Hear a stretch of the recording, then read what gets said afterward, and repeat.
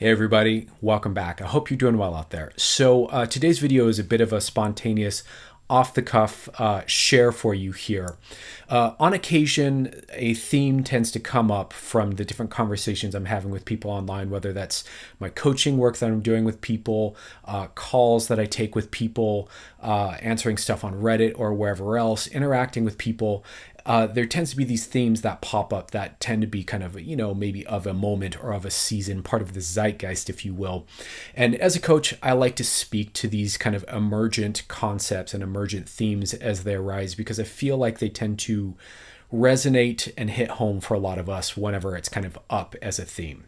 So today's video is on one of those. Even though I have a bunch of videos kind of backlog that I've been building up and meaning to shoot, I felt like this was important enough to kind of prioritize this communication. So today we're going to be talking about something called concept creep and its implications for our mental health, its implications for just cognition and understanding the brain and how we process information, and why it's so important in terms of our personal growth path, our personal healing path, and just kind of being self-aware as human beings in general. So with that being said, I want to go ahead and kind of get into it here, explain to you, define it a bit for you, explain to you why I think it's so relevant, and kind of give some examples. So let's get started.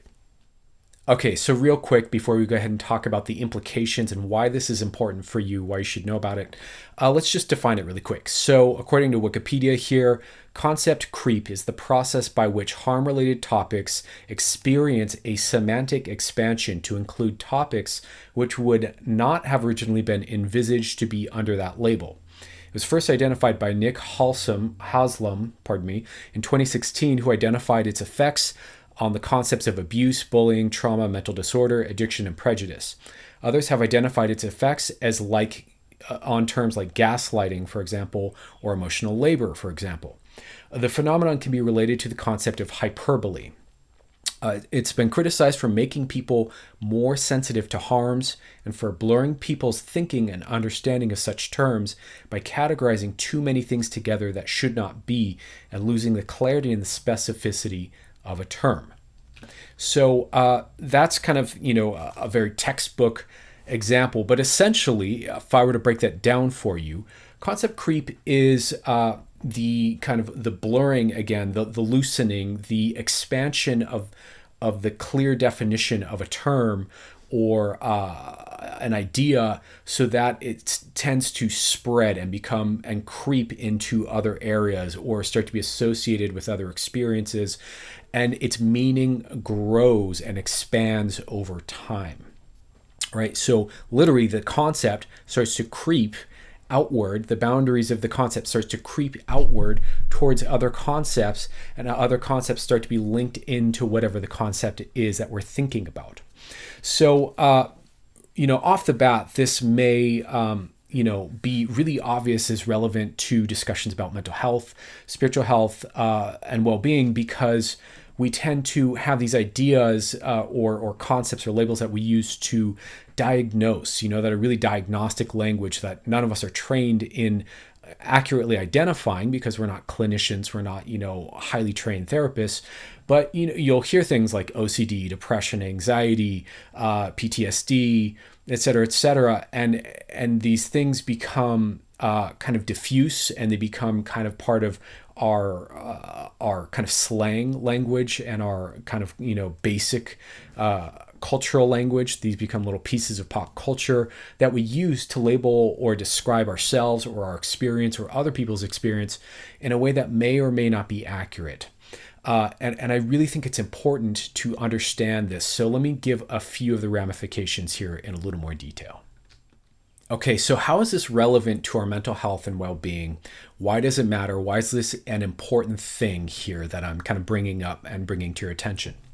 Well, let me see if I can try to contextualize this a bit for you and make it make a little more sense for you. So concept creep is important because in general, this is what the mind and ideas tend to do in and of itself. The brain evolutionarily is wired up to link one experience and generalize that out and connect that to other contexts or areas of life or other experiences that might be kind of similarly related or correlated, so that we can kind of rapidly learn from our life experiences. And this is over time, throughout the millennia, increased our chances of survival as a species. So the brain is built to generalize concepts and learnings and expand those concepts outward. Now, in my experience, and based on what I've been taught by my teachers and my coaches, and what I see consistently with people who are dealing with nearly every issue that people come to me with, this is universal when we have some sort of a mental health issue or some sort of a personal struggle that we're dealing with. Generally speaking, part of the problem is that the issue has expanded itself out and generalized itself out into our life, into multiple domains of our life, into multiple aspects of our sense of self. And all of a sudden, the problem is so big and so broad and so everywhere we put our attention that we don't understand how to not have the problem anymore, if that makes sense. So one example, might be that, let's say someone survives an acute stressful moment early on in life. And let's say it was, just as an obvious example here, hypothetical, a child is in the presence of their parent and their parent gets really angry about something that has nothing to do with the child at all. And the child, takes it on and takes it personal, as children do. Very common, very standard kind of experience, right? Now, in an experience like that, the child won't just let that one moment be a moment where, oh, I did something wrong, even if that was false and not true, and the parents' upsetness had nothing to do with the kid. The child will internalize that and generalize that out about adults, about relationships, about not just that one moment of their behavior, right? It would be more specific to say, in this one moment, my behavior led to a certain experience in which my parent got upset, which, probably wasn't the case in this example, but may or may not be the case in our young lives, right? Instead, it gets generalized out to not just my behavior, my identity. I am whatever it is. I am bad. I am guilty. I am wrong. I am, irrelevant, or whatever the thing is that the child felt. And this gets kind of expanded and generalized out. And this is how we end up with these deep, broad issues that are like core belief systems and core identity pieces. And, something like depression, which is a massive, massive generalization of a particular state and emotion and feeling over time across every context of a person's life. So concept creep happens by the brain automatically. This is the first thing I want you to know. It's also important to know because concept creep will, if you learn an idea, this is so important to understand. This is something I'll talk about more in other videos, I'm sure. Ideas, whether or not they're true, can traumatize you. In the example I just gave, the parent wasn't upset with the child. They were just upset in the presence of the child. That's enough sometimes, even though it's not true that it was about the child. If the child thinks that it's about them, it becomes a traumatic memory, right? Narratives and ideas that aren't even true can become pieces of traumatic content. And especially when those get generalized out over repetition, over time, across different contexts of our life, right? So this is really, really relevant because generally speaking, no one tells you that your brain automatically generalizes and expands ideas and concepts out, and that this is part of how we end up with mental health struggles and mental health issues and, deeply embedded, stuff that we need to clean up and heal and deal with. There are other implications with it. By the way, you might hear a little screaming in the back. That is some joyful kids playing in the background. Nothing terrible going on. I just have neighbors with trampolines and they have a great time. So, okay. So moving on, I want to give a couple more examples of how and why this is relevant here.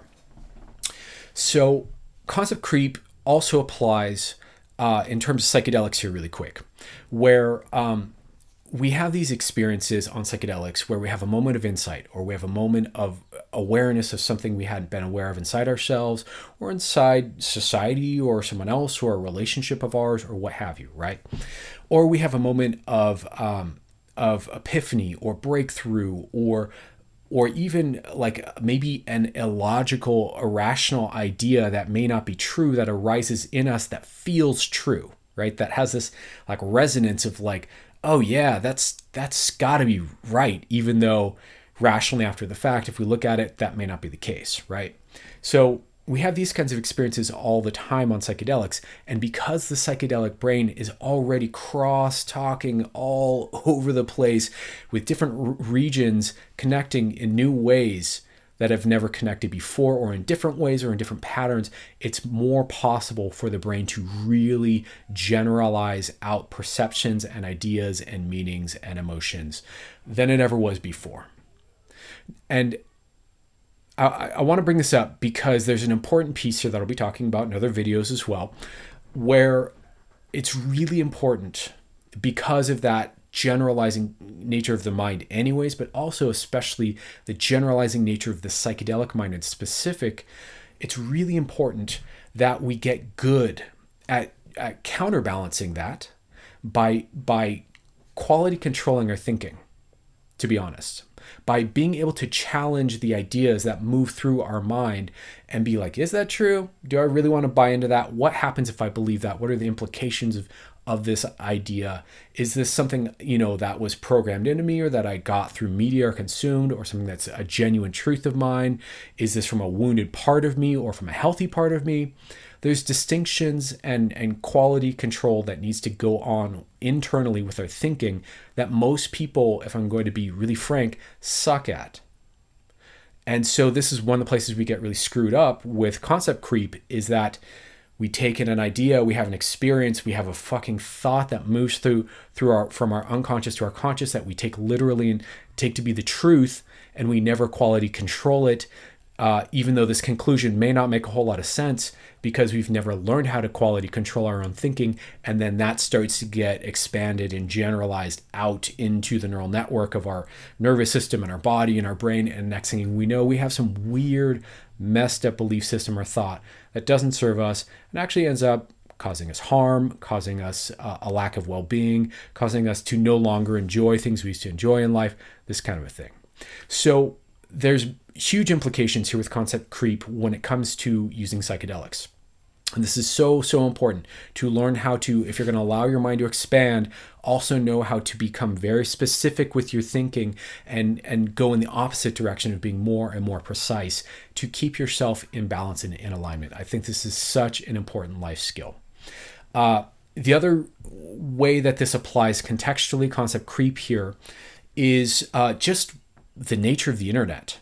So we know now, as I've kind of explained to you in this video, that this is the nature of the human brain, and it's a feature, not a bug. It's how we automatically learn, by generalizing out learnings across contexts throughout the nervous system, so that a useful piece of information, is useful all the time, right? But this also applies on the internet, because the internet is what? It's a huge network. It's essentially a huge externalized brain, if we're going to be, honest about it. And this network is filled with tons of bad information, misinformation, disinformation, ideas from, different levels of consciousness and poorly thought out, ways of being, ideas from people in, parts of, life, kids or elderly people who may not, be relevant to where we're at in our, place in moment in life, right? So that's kind of a long-winded way of saying there's a lot of shitty ideas out there on the internet. There's a lot of shitty ideas out there on the internet. And there's a lot of shitty thinking out there on the internet because, quite frankly, there's a lot of people who aren't very skilled, aren't very developed when it comes to thinking. And so you encounter a lot of this concept creep where the definition of a word or an idea gets distorted. It's like a giant game of telephone, right? It's semantically distorted and expanded and loosened up, and over time, words and concepts start meaning very different things and having very different implications, and stop having the ability to be worked with as well because they get generalized out, right? If everything is narcissism, or everything is gaslighting, or everything is, you name it, whatever the popular, critical term is of the day, then it becomes really hard to identify the real thing. It becomes really hard to nuance and understand, and it really heightens and exacerbates our sense of victimhood, our sense of terrible things happening to us, our sense of really being more messed up than perhaps we really are. And in a weird way, to take this kind of full circle, since I'm a hypnotherapist and hypnotist, we could look at this almost like a form of self-hypnosis or cultural mutual hypnosis without knowing that we're hypnotizing each other. And so I wanted to just kind of bring this up to your attention here, because the ramifications, the implications of concept creep are huge. And it's up there in terms of things that people need to know and understand in order to heal. So if you think about in your life, whatever it is you're trying to resolve or work through or heal, how, may have concept creep, this expansion of meaning, gone from, an insight or a moment or feeling or an inkling to something that has deeply defined the issue. Right? How has expansion of ideas attached to what it is that you experience and reframed it in a light that may have, maybe empowered you, but maybe disempowered you? I hope you're starting to see what I'm saying here. I hope I'm being clear here. This is really, really, really important to be attuned to catch in ourselves, to understand, and to be, honest with ourselves about, because the world around us is going to keep feeding us incorrect, false, toxic, upsetting narratives, because that's what gets incentivized online. And, we tend to, again, generalize out ideas in, just as creatures, just it's kind of how we're built as an automatic learning thing. And, especially if you're using psychedelics for self-healing, you will have ideas flow through your brain, in these sessions that may be nonsense, may not be true, but feel true, might, like reframe something for you in a really unhappy way and be disempowering and get generalized out. And that can be counterproductive to your healing process. So I hope this kind of makes sense. I hope this really hits home for you. This is really an important thing to wrap our heads around, that no one's talking about, and we really need to be attuned to. So I just want to put it out there. It's maybe not the most cheerful of topics, but I think it's highly relevant, both in general to anyone, wanting to improve their mental health and, stay sharp and stay internally happy. But also, for the Psychonaut community in specific, and anyone who spends a lot of time online, I think this is really, really, really important to understand. So that's it. That's all what I got for you today. If you like this, do me a favor and, leave a thumbs up, leave a comment below. Can you relate to this? Does this make sense to you? Does it not make sense to you? If not, ask me questions about it. I'm happy to answer.